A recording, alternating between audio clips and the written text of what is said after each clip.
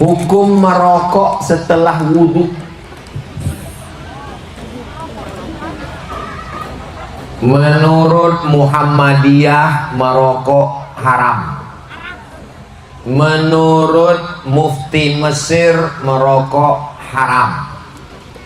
Menurut Majelis Ulama Indonesia merokok haram bagi ibu hamil, orang sakit, ibu menyusui. Tapi bagi orang yang sehat makruh. Saya jelaskan dua-dua supaya jamaah jangan bingung. Nanti kalau ada ustadz yang mengatakan haram, berarti dia pakai fatwa Mesir, Saudi Arabia, Muhammadiyah. Kalau ada yang bilang makruh, berarti dia pakai fatwa Nahdlatul Ulama dengan Majelis Ulama Indonesia. Jelas? Kalau ada orang habis berwudu dia merokok, pas ditanya kenapa kau merokok, aku pilih yang makruh. Berarti sama seperti orang habis wudu makan jengkol. Hukum makan jengkol makruh. Apakah wudunya batal? Tidak. Itu hukum merokok kalau dilaksanakannya selesai wudu atau setelah wudu atau sebelum wudu. Kalau dia berpendapat itu makruh, wudunya tidak batal. Kalau dia berpendapat rokok itu haram, kenapa dia merokok? Pas ditanya, menurut merokok itu haram, kenapa kau merokok? Karena yang haram itu kalau beli, kalau dikasih makruh. Ada orang begitu. Apa pandangan Ustadz tentang aliran Syiah? Syiah terbagi dua. Yang satu Syiah ekstrim, bukan es krim, ekstrim. Yang satu lagi Syiah yang moderat. Syiah yang moderat berbeda dengan kita dalam masalah fikih. Fikihnya fikih Imam Ja'far Shadiq, di Al-Azhar diajarkan. Di dalam Fiqhul Islami wa Adillatu Syekh Wahbah Zuhaili ada namanya fikih Ja'far Shadiq. Yang Syiah ekstrim ini mengkafirkan sahabat Nabi, ini yang kafir. Adapun Ali Khamenei yang mati dibunuh oleh Amerika, Donald Trump, dia memfatwakan tidak boleh mencaci maki sahabat Nabi. Maka dengan begitu ulama Al-Azhar mengatakan dia bukan ekstrim, karena dia tidak mencaci maki sahabat Nabi. Jadi terbagi dua, ada yang moderat, ada yang ekstrim. Bagaimana cara kita membedakan dia moderat atau ekstrim? Lihat dia. Adapun yang tinggal di Inggris, orang Kuwait, namanya Yasir Al-Habib, Syiah juga ekstrim. Dia mencaci maki Aisyah. Dia katakan Aisyah di neraka. Ada videonya. Ini kafir karena dia ekstrim. Sedangkan yang moderat, dia tetap menghormati sesama kita, bahkan mengeluarkan fatwa tidak boleh mencaci maki sahabat Nabi. Sedangkan kita ahlu sunnah mencintai sahabat Nabi. Makanya kalau bulan Ramadan tarawih, Al-Khalifatul Awwal Sayyiduna Abu Bakrin Siddiq. Apa jawabnya? Radhiyallahu anhu. Karena kita mendoakan supaya mereka diridhoi Allah Subhanahu wa ta'ala. Bagaimana pandangan Islam terhadap kecerdasan buatan AI dalam fatwa agama? Tidak bisa bertanya kepada AI, karena AI bukan manusia. Yang bisa berfatwa itu pertama manusia, kedua muslim, ketiga berilmu, keempat bermazhab. Kamu bertanya kepada siapa? Kepada muslim.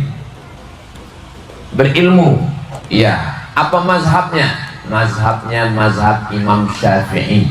Karena kita di Nusantara ini mazhabnya mazhab Syafi'i. Sedangkan AI bukan manusia, bukan muslim, tidak bermazhab, nggak bisa bertanya. Tapi sebagai mahasiswa untuk mengumpulkan informasi bisa, karena AI mengumpulkan informasi dari kitab ini, dari kitab ini, dari kitab ini. Dia sebagai alat bantu, bisa sebagai alat bantu. AI itu sebagai alat bantu tukang cari informasi. Hai AI, iya saya, dari suara perempuan, tolong carikan saya pendapat ulama tentang hukum rokok. AI mengumpulkan pendapat menurut mufti Mesir, menurut mufti Yordania, menurut mufti. Dia hanya sekedar mengumpulkan informasi, tapi untuk berfatwa AI tidak bisa. Maka bertanya ke dalam Quran, fas'alu ahla dzikri, bertanya kepada ulama in kuntum la ta'lamun. Alhamdulillah kita di Sulawesi Tenggara punya ketua Majelis Ulama Indonesia, punya guru-guru. Bertanyalah kepada guru-guru kita, insya Allah. Demikian, wallahu a'lam bishawab.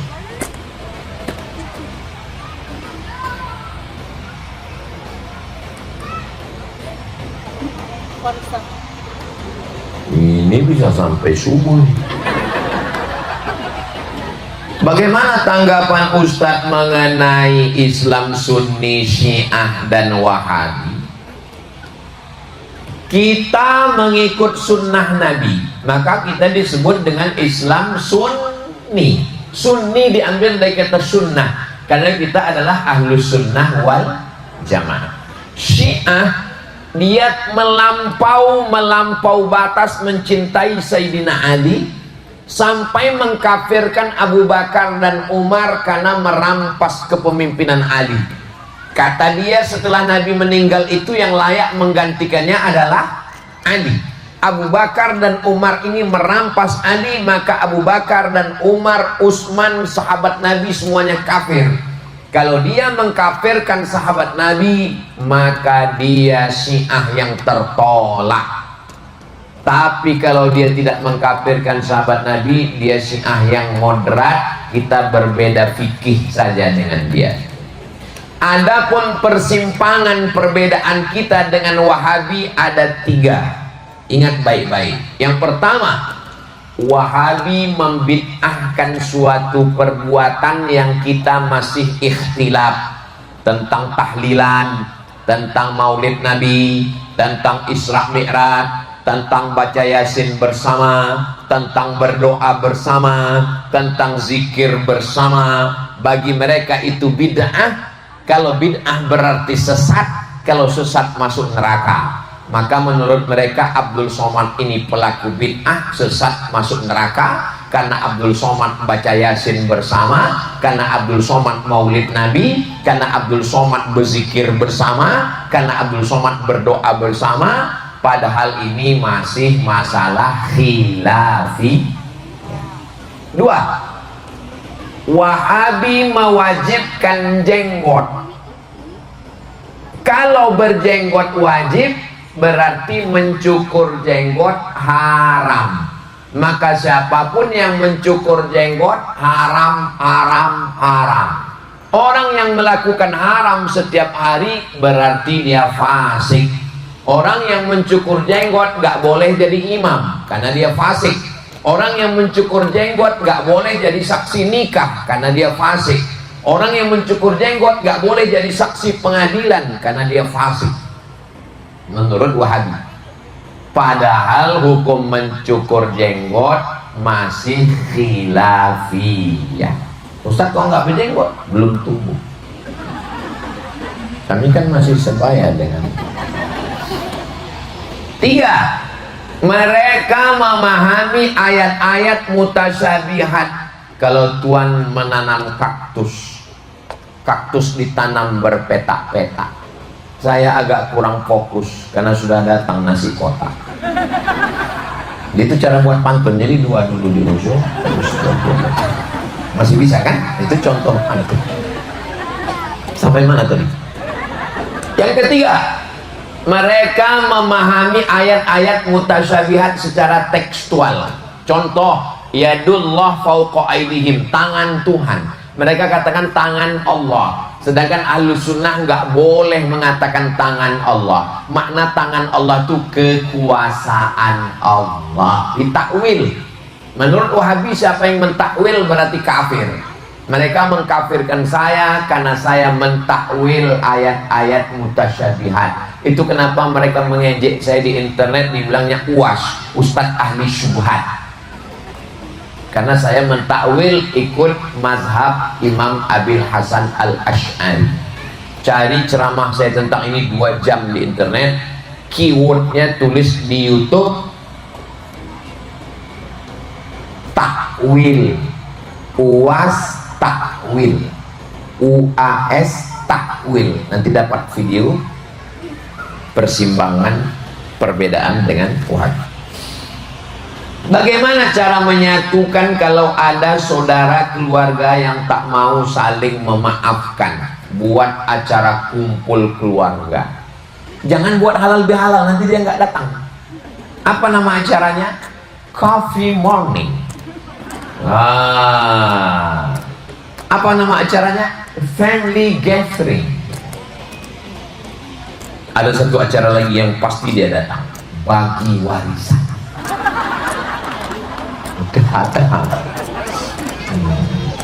Acara, marilah kita undang Ustadz saling memaafkan. Insya Allah.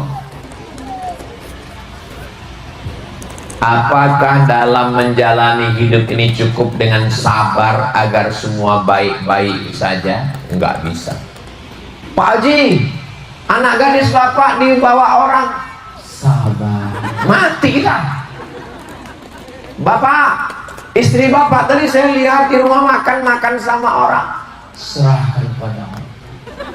Ibu, suami ibu tadi saya lihat jalan-jalan sama pelakor, sabar, itu bukan sabar, bohong.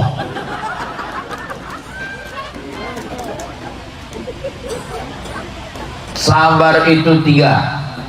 Sabar yang paling rendah, sabar yang tengah, sabar yang tinggi. Sabar yang paling rendah adalah sabar ketika kena musibah, sabar ditipu orang, sabar sakit, sabar kena bala bencana, itu sabar. Sabar paling bawah. Sabar yang kedua adalah sabar ketika ada kesempatan untuk buat dosa. Bapak jalan-jalan ke mall, tiba-tiba datang orang melempar kertas nomor handphone, terus bapak lihat, bapak buang. Itu namanya bapak sabar.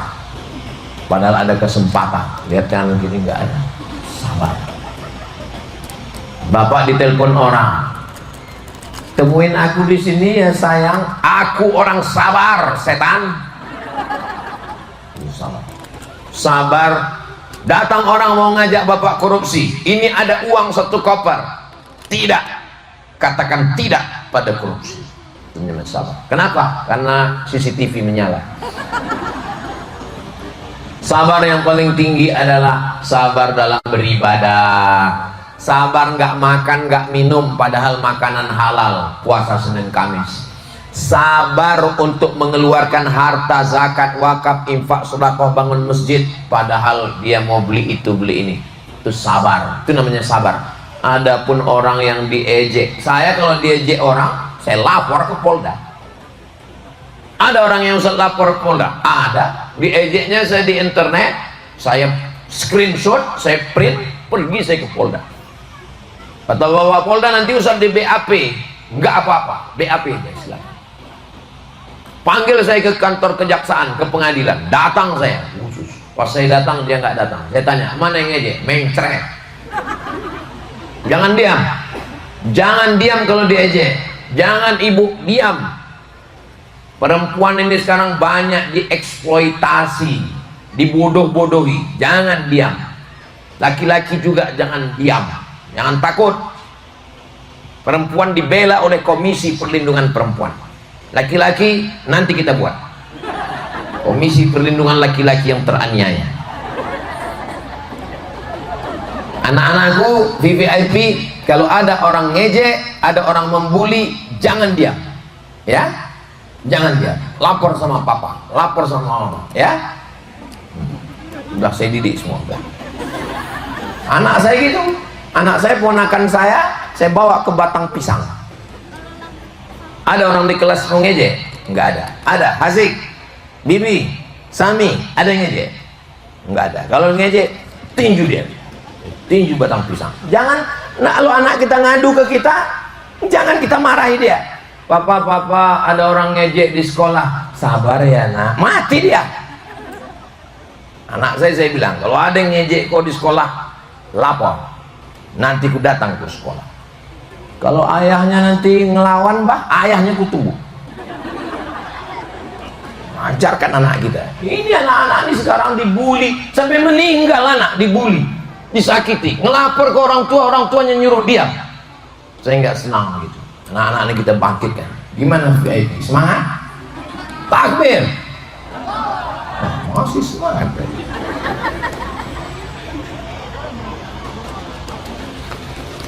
Kok nggak habis-habis kertas ini?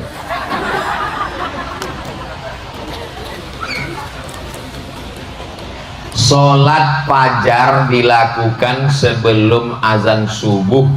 Ada juga pendapat sesudah sholat subuh, waktu mulai pagi sebelum sholat duha. Dengar baik-baik, Bapak Ibu masih fokus. Sholat sunat fajar, nama lainnya sholat qobliyah subuh. Bagi yang pakai usolli sunnatas subhi rak'ataini qobliyatan, atau usolli sunnatal fajri. Namanya dua, orangnya satu. Siapa tadi yang ceramah? Abdul Somad. Oh enggak, UAS sama. Sholat sunat fajar sama dengan 2 rakaat qobliyah subuh. Waktunya setelah azan. Azan yang kedua. Kalau di Makkah, Madinah azan yang kedua, bukan azan pertama. Setelah azan kedua, sholat sunat. Ayatnya rakaat pertama qul ya ayyuhal kafirun. Rakaat kedua qul huwallahu ahad. Pahalanya khairum minad dunya wa ma fiha, lebih baik daripada dunia beserta isinya. Itu. Sedangkan sholat yang dilaksanakan setelah terbit matahari namanya sholat sunat isyraq. Pakai qaf. Sholat sunat isyraq. Syaratnya 3. 1. Man sholat subha fi jama'atin. Sholat subuh berjamaah di masjid. Habis sholat subuh, summa qa'ada yadhkurullah, duduk di masjid, duduk. Terserah mau zikir, mau baca Quran, duduk. Hatta tatlu asyam, sampai terbit matahari. Lewatkan 15 menit, karena waktu terbit matahari itu waktu dipakai untuk menyembah setan. Lewatkan 12 menit. Setelah itu sholat sunat isyraq 2 rakaat. Pahalanya seperti haji dan umrah. Hadisnya hadis hasan, dari alam Sunan Tirmidzi. Tidak diragukan dalilnya, tidak ada ikhtilaf. Itu perbedaan sholat sunat fajar dengan sholat sunat isyraq. Ulang sekali lagi Pak Ustaz. Nanti tonton di YouTube, jangan lupa tonton channel Ustaz Abdul Somad Official, subscribe, like, share, dan komen. Sebelum membuka pintu waktu pagi, kita membaca surat Ikhlas, Al-Falaq, An-Nas, ayat kursi. Itu namanya zikir harian. Zikir harian 10. Zikir harian 10. Habis subuh baca sekali, habis maghrib baca sekali. Kenapa habis subuh? Karena habis subuh awal hari. Kenapa habis maghrib? Habis maghrib awal malam. Jadi malaikat itu jaga kita sip-sipan. Siang malaikat siang, malaikat malam. Zikirnya 10. Pertama, istighfar. Astaghfirullah. Bunyi istighfar, astaghfirullahalazim. Ada juga orang disuruh istighfar. Istighfar. Istighfar itu bunyinya astaghfirullahalazim. Kalau mau panjang, astaghfirullahalazim alladzi la ilaha illa huwal hayyul qayyum wa atubu ilaih. 1 cukup, 3 bagus. Habis istighfar, Al-Fatihah. Habis Al-Fatihah, qul huwallah 3 kali. Habis qul huwallah, Al-Falaq sekali. Habis Al-Falaq, An-Nas sekali. Habis An-Nas, awal Al-Baqarah alif lam mim sampai wa ulaika humul muflihun. Habis itu ayat kursi.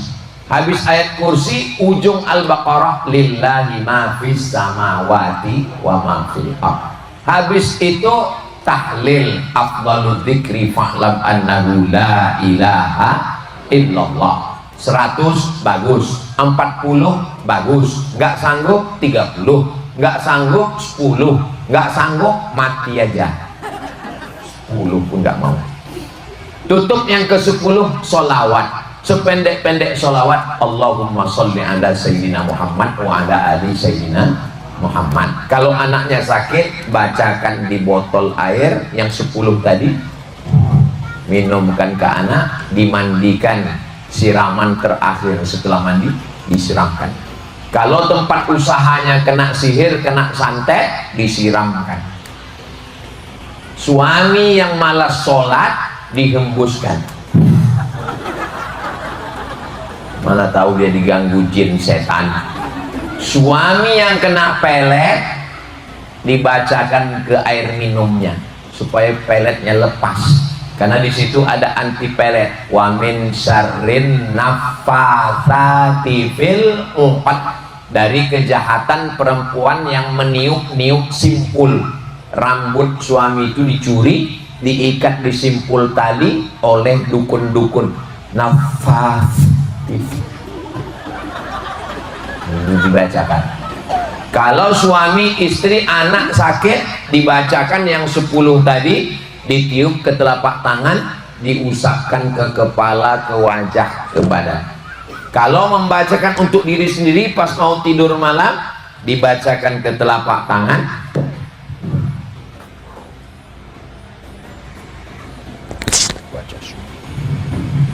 kalau suami, istri, anak di ruang ICU nggak bisa bergerak lagi, dibacakan ke tapak tangan, diusapkan ke kepala, ke badan. Itulah kau dulu mabuk sakau, sekarang nah, mati aja kau dulu.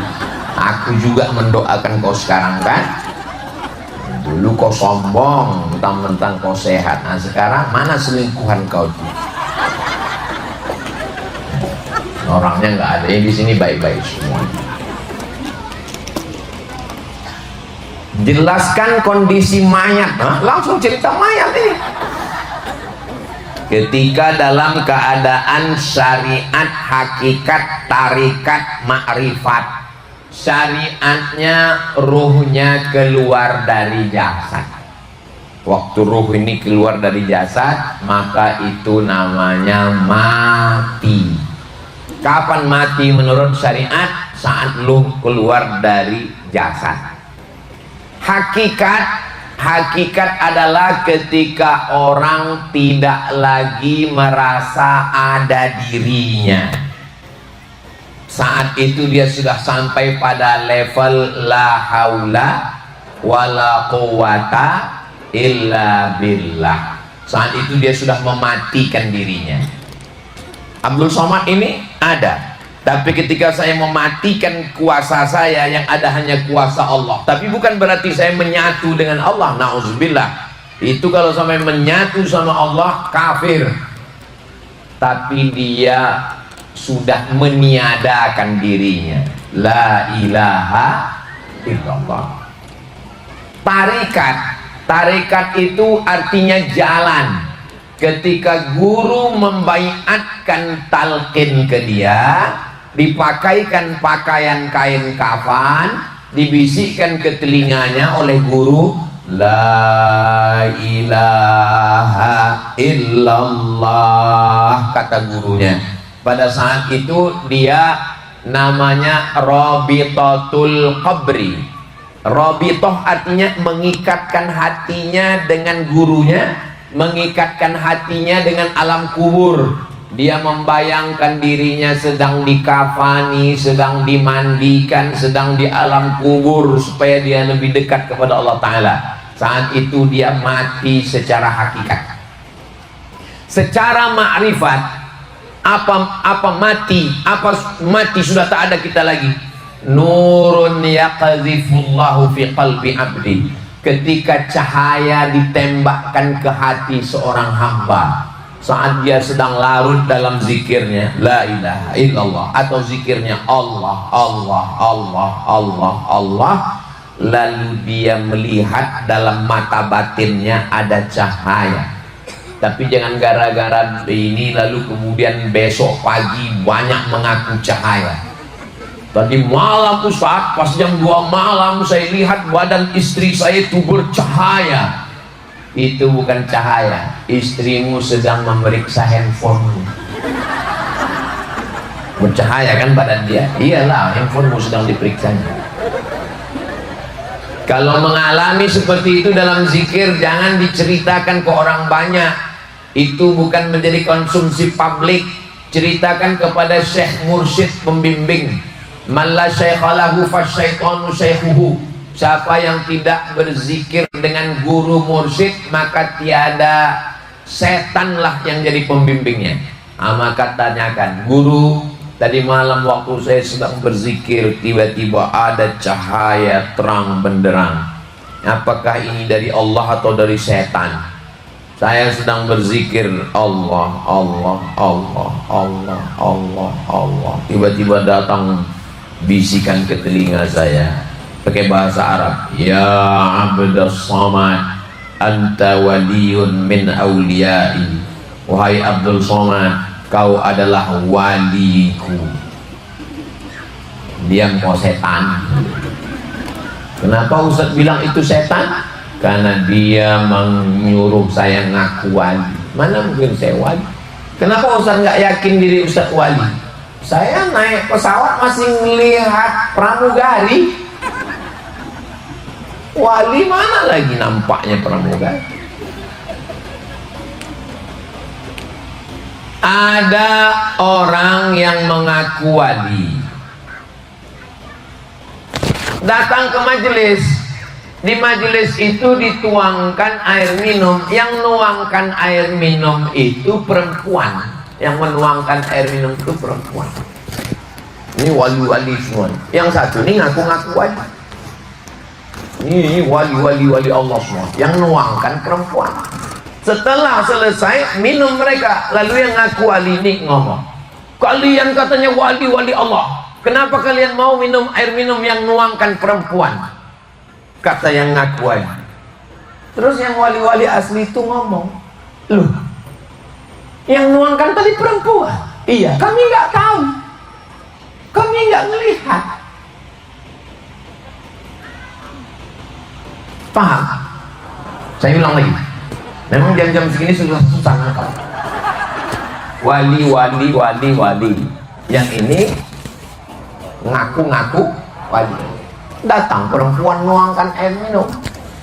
Mereka wali. Habis itu yang ngaku wali ini marah kepada wali yang asli.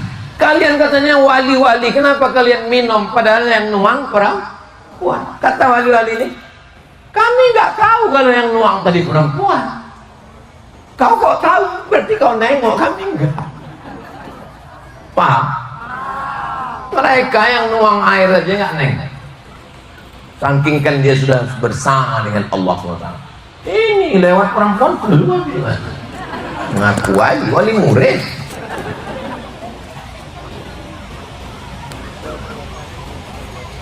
Ciri-ciri wali malamatiyah. Malam diambil dari kata lama yalumu.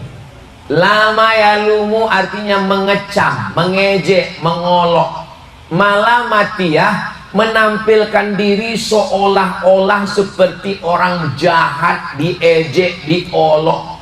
Supaya semakin diejek orang, diolok orang, disingkirkan orang, dihinakan orang, semakin dia merasa dekat dengan Tuhan. Pernah dia pulang ke kampung pakai jubah, pakai sorban. Oh, tangannya dicium orang, dimuliakan orang. Habis itu dia pulang ke kampung nggak pakai jubah, nggak pakai sorban, biasa, dihinakan orang. Saat dia dihinakan orang itu dia merasa dekat dengan Allah. Saat dia sedang duduk di atas ini, diakui sebagai ulama, dibuat gambarnya, dibuat profesor doktor, muncul rasa ujubnya, rasa kagumnya, rasa takburnya, jauh dia dari Allah. Itu jenis namanya malamatia. Tapi jangan ngaku-ngaku. Jangan nanti ada orang yang minum khamar pasti tanya, kok minum khamar? Semakin terhina akan dekat dengan Allah. Ini bukan malamatia, ini malam-malam hantu ini. Jelaskan sedikit tentang kitab Al-Hikam. Ada seorang ulama namanya Imam Ibnu Athaillah As-Sakandari. Kuburnya di Kairo. Saya sudah ziarah ke makamnya. Nanti panjang umur insya Allah kita pergi ke Mesir ziarah ke makam Ibnu Athaillah As-Sakandari.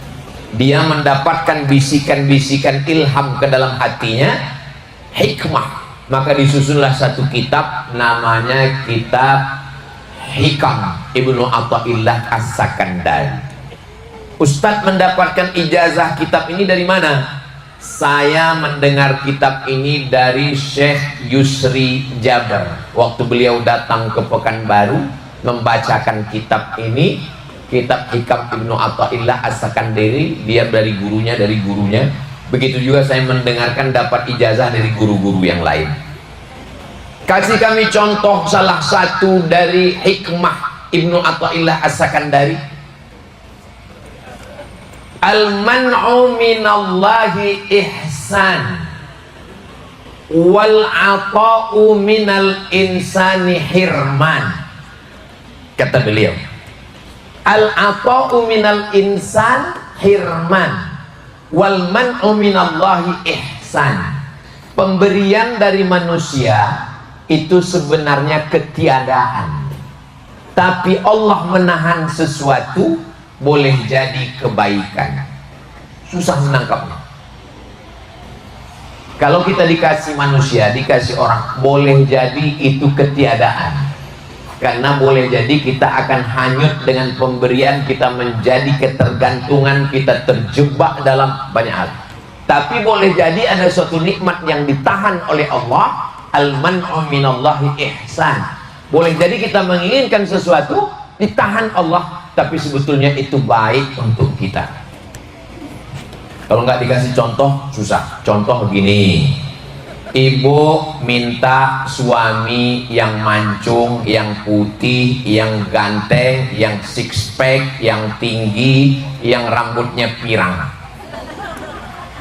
Lalu Allah nggak ngasih seperti itu. Lalu ibu menuduh Allah, kenapa nggak ngasih nggak Allah? Al-man'u minallahi ihsan. Justru dengan nggak dikasih Allah itulah ihsan. Karena kalau dikasih Allah seperti itu, ibu stres. Sebentar-bentar ibu tanya, di mana? Pulang jam berapa? Jangan sama siapa? Tapi dengan nggak dikasih Allah, ibu tenang. Betul Pak Ustaz. Justru dengan suami saya yang hitam manis ini, saya nggak terlalu peduli. Oh diambil orang, ambillah. Mau pulang ya nggak apa-apa, nggak pulang nggak saya pikirkan Pak Ustaz, ini titipan Allah, ambillah titipanmu ini ya Allah. Nah, itu namanya al-man'u minallahi ihsan. Boleh jadi Allah menahan sesuatu, susah menangkap, karena itu bisikan halus ke dalam hati Imam Ibnu Athaillah As-Sakandari. Dia sezaman dengan Ibnu Taimiyah. Tarekatnya Syaziliyah. Ada tarekat namanya Syaziliyah, Imam Abul Hasan Asy-Syazili. Habis akhir majelis, mari kita berdoa kepada Allah Subhanahu wa taala biar saya bawa pulang. Takutnya nanti kalau diambil panitia dicek siapa yang bertanya yang belum suami tadi. Mudah-mudahan kita semua istiqomah iman dan Islam. Mudah-mudahan kita semua, keluarga kita sakinah mawaddah warahmah, anak-anak kita soleh dan solihah. Yang belum ketemu jodoh dijumpakan dengan jodoh yang baik-baik, bisa menjadi imam bagi keluarganya. Sohibul bait Bapak Afdal beserta Ibu Selin dan Ibunda diberikan balasan kebaikan karena mereka sudah mengumpulkan kita malam ini. Rezekinya berkah, keluarganya berkah, umurnya berkah. Al-hazihin niat untuk niat yang baik. Al-Fatihah. A'udzubillahi minasyaitonirrajim. Bismillahirrahmanirrahim. Alhamdulillahirabbil alamin arrahmanirrahim maliki yaumiddin. Iyyaka na'budu wa iyyaka nasta'in. Ihdinas siratal mustaqim. Siratal ladzina an'amta 'alaihim ghairil maghdubi 'alaihim waladdallin. Amin. Allahumma anzilir rahmata was salamata wal barakata ala hadhil jamaah Ya Allah, turunkanlah keselamatan, kerahmatan, keberkahan kepada seluruh jamaah yang hadir ini ya Allah. Allahumma ja'alna minal ladzina yastami'una al-qawla fayattabi'una ahsanah. Jadikan kami orang-orang yang mendengarkan nasihat yang baik lalu mengiringinya dengan amal yang baik. Waqtim bisolihati a'malana, tutuplah umur kami dengan husnul khatimah. Barik lana fi arzaqina, berikan berkah pada rezeki kami. Allah maftah qulubana, bukakan pintu hati kami. Binuri hidayatika, dengan cahaya hidayah yang kau berikan kepada kami. Allah marzuqnal istiqamata ala syari'atil gharra, berikan kami istiqamah dalam iman dan Islam. Kama jama'atana fi hadzal majlis fajma'na ma'al habibil mustafa, sebagaimana engkau kumpulkan kami malam ini, kumpulkan kami nanti di surga bersama Nabi Muhammad sallallahu alaihi wasallam. Allahumma ja'alna minal 'afin, jadikan kami orang-orang yang mudah memaafkan orang lain. Allahumma ja'alna minal ladzina yastami'una al-qawla waftah lana abwabal khair wa abwaban ni'mah wa abwabal barakah. Bukakan untuk kami pintu nikmat, pintu rahmat dan pintu barakah. Rabbana fir lana dzunubana, ampunkan dosa kami, wali abaina, ayah kami, wali ummahatina, ibu kami, wali azwajina, pasangan hidup kami, wali auladina, anak-anak keturunan kami. Wahfazhum min kulli syu'u wa syarr wa makruh, jaga anak-anak kami dari fitnah akhir zaman, selamatkan dari riba, narkoba, LGBT, perbuatan keji dan mungkar. Rabbana atina fid dunya hasanah wa fil akhirati hasanah wa qina adzabannar. Wa sallallahu ala sayyidina Muhammad wa ala alihi wasallam. Walhamdulillahi rabbil alamin. Taqabbalallahu minkum minna wa minkum taqabbal ya karim. Assalamualaikum warahmatullahi wabarakatuh.